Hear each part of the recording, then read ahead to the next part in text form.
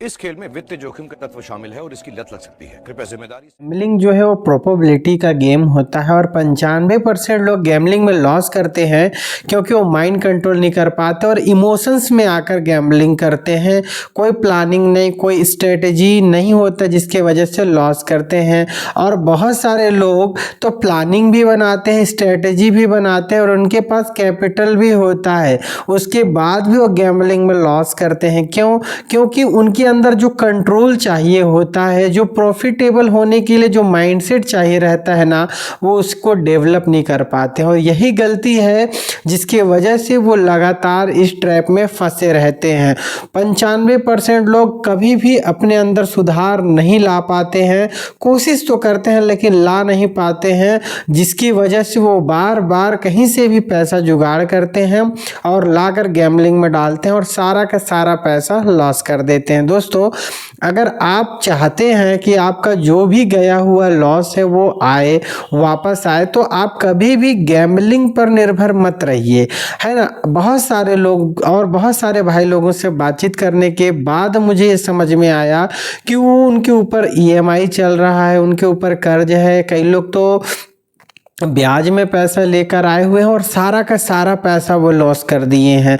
तो और वो चाहते हैं कि कहीं से भी छोटा मोटा कैपिटल जुगाड़ करके मैं यहीं से करूं और कोई भी जॉब नहीं होता और वो लगातार गैम्बलिंग से ही प्लानिंग बनाते हैं और थोड़ा थोड़ा करके करूंगा, ऐसा माइंडसेट करके शुरुआत करते हैं और कुछ दिन तो करते हैं, कुछ दिन क्या 1-2 दिन करते हैं, उसके बाद फिर से लॉस कर देते हैं और फिर से वही ट्रैप में आ जाते हैं। तो दोस्तों, समझने की कोशिश करिए, गैम्बलिंग बहुत ज़्यादा हार्ड है।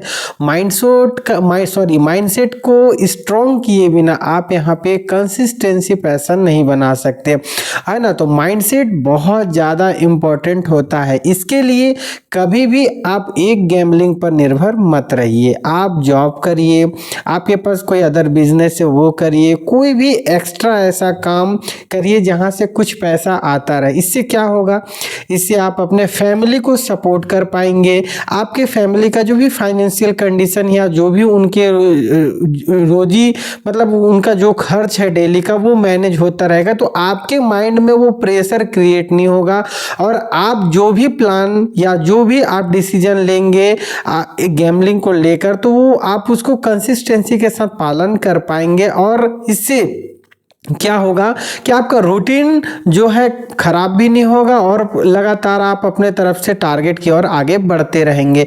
तो आपके पास प्लानिंग है, आपके पास स्ट्रेटेजी है, आपके पास कैपिटल है, आपके पास एक्सपीरियंस है, क्योंकि आपने काफ़ी समय यहाँ पे गंवाए हैं और बहुत कुछ मार्केट से सीखा है।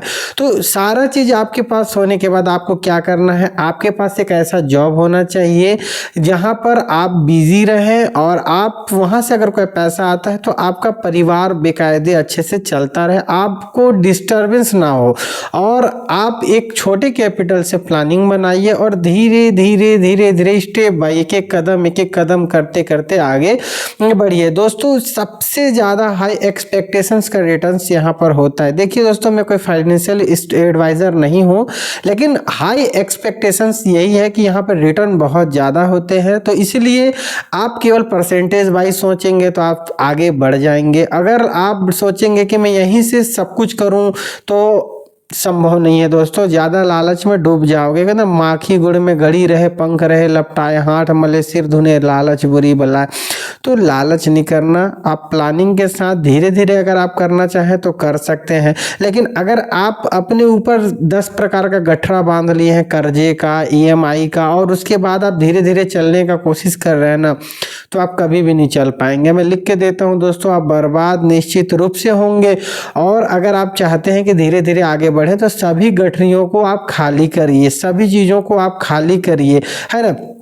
आपके ऊपर कर्जे हैं, अगर आप मान लो आपके पास जो भी है ज़मीन है या कुछ भी है, ऐसा कुछ है, तो बेच बाँच को कर्जे से मुक्त हो जाइए, फिर एक नई शुरुआत करिए तो आप कर लेंगे। लेकिन अगर आप सोचेंगे कि सब कुछ गठरी होते हुए मैं कहीं से कैपिटल जुगाड़ कर लेता हूँ, धीरे धीरे डिसिप्लिन से करूँगा, आप कभी भी डिसिप्लिन बिल्ड नहीं कर पाओगे। आपका डिसिप्लिन बार बार ब्रेक होगा, जिसकी वजह से आपको बहुत ज़्यादा नुकसान का सामना करना पड़ेगा। फाइनेंशियली भी और मेंटली दोनों प्रकार से आपको रिकवरी का जरूरत पड़ेगा। मेंटली रिकवरी बहुत ज़्यादा इंपॉर्टेंट होता है।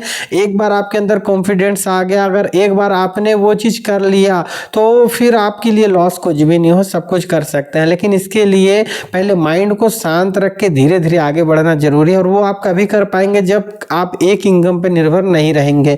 आपको बिजनेस हो चाहे व्यापार हो, कुछ करते रहिए। यहाँ पे 5 मिनट 10 मिनट का काम होता है, 10 मिनट में आपने आज का अपना टारगेट कंप्लीट कर लिया। उसके बाद आपके माइंड में ये नहीं होना चाहिए कि नहीं अभी तो पूरा दिन पड़ा हुआ है, थोड़ा थोड़ा करूँगा तो कर लूँगा। अगर आपका दिमाग बहका और आपने गलतियाँ की तो कभी भी आप इस ट्रैप से नहीं निकल पाओगे। बार बार गलतियाँ करने के बजाय आप यहाँ पे फंसे रहोगे और परेशान रहोगे, सपने देखते रहोगे लेकिन होने वाला कुछ नहीं है। तो रियलिस्टिक तरीके से जिए, समझिए कि रियल क्या चीज़ है और सपने क्या चीज़ है। आप बहुत बार गलतियां कर चुके हैं, बहुत बार पश्चाताप भी किए हैं, बहुत बार शुरुआत करने की कोशिश भी की है, लेकिन आप आगे नहीं बढ़ पाए।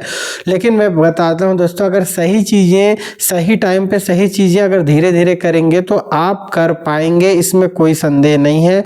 और अगर बार बार गलतियां कर रहे हैं और सुधार कर नहीं पा रहे हैं और नहीं करना चाहते हैं तो फिर छोड़कर चले जाइए। मेरे हिसाब से तो आप छोड़ के जाने वाले नहीं, क्योंकि बर्बाद होकर ही रहेंगे। क्योंकि यहाँ पर आने के कई रास्ते हैं, जाने का कोई रास्ता नहीं है। बस यही है कि आप अपने आप को प्रोफेशनल बनाइए और लालच को कंट्रोल करिए, अपने तृष्णा को कंट्रोल में लाइए और धीरे धीरे छोटे छोटे से निकालिए। क्योंकि हमको रिटर्न भाई सोचना है, बैंक कितना % का रिटर्न देता है, म्यूचुअल फंड कितना रिटर्न देता है, स्टॉक कितना रिटर्न देता है।